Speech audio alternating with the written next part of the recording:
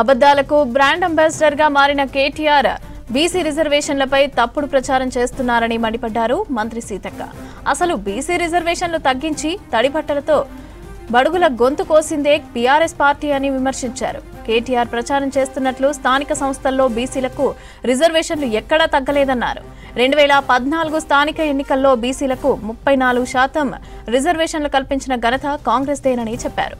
తర్వాత 2019లో అప్పటి కేసీఆర్ సర్కార్ బీసీల రిజర్వేషన్లను 34% నుంచి 22%కి తగ్గించిందన్నారు సీతక్క. భారత రాజ్యాంగం ఇచ్చినటువంటి హక్కు ప్రకారం అవే వాళ్ళకే రిజర్వ్ చేయబడ్డాయి. నిన్న మొన్న ఎవరో కోర్టుకు పోయినా కూడా సుప్రీంకోర్టు కూడా అది భారత రాజ్యాంగ స్ఫూర్తికి విరుద్ధం, షెడ్యూల్ ఏరియాలో షెడ్యూల్ ట్రైబ్స్కే ఇవ్వాలని ఆదేశించడం జరిగింది. అవన్నీ మర్చిపోయి కులాల మధ్య కొట్లాటలు, మతాల మధ్య కొట్లాటలు, ప్రాంతాల మధ్య కొట్లాటలు పెట్టి రాజకీయ ప్రయోజనాలు పొందడం అనేది మీకు వెన్నతో పెట్టినటువంటి విద్య.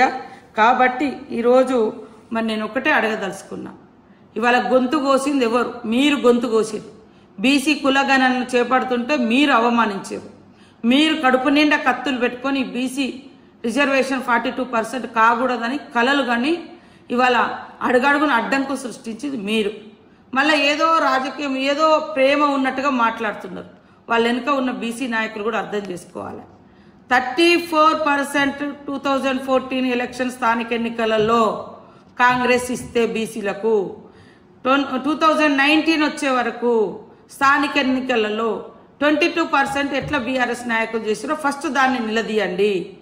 ఈరోజు మేము ఎక్కడ తప్పు చేయలే.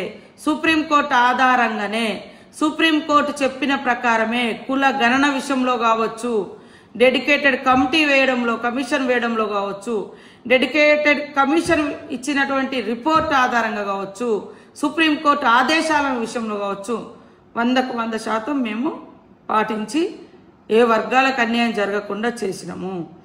కాబట్టి కావాలని బీఆర్ఎస్ నాయకులు కొంతమందితో ఇలా తప్పుడు ప్రచారం చేయించడం, తప్పులు చేయడం. కాబట్టి ఏజెన్సీ ఏరియాలలో ఇప్పుడు కాదు, ఈ బీఆర్ఎస్ ప్రభుత్వం ఉన్నప్పుడు కూడా గదే అమలైంది ఎస్టీ రిజర్వేషన్. ప్లేన్ ఏరియాలలో కూడా ఎస్టీ జనాభా పెరగడంతో వాళ్లకు కూడా ఎస్టీ జనాభా పెరగడంతో ఎస్టీలకు రిజర్వ్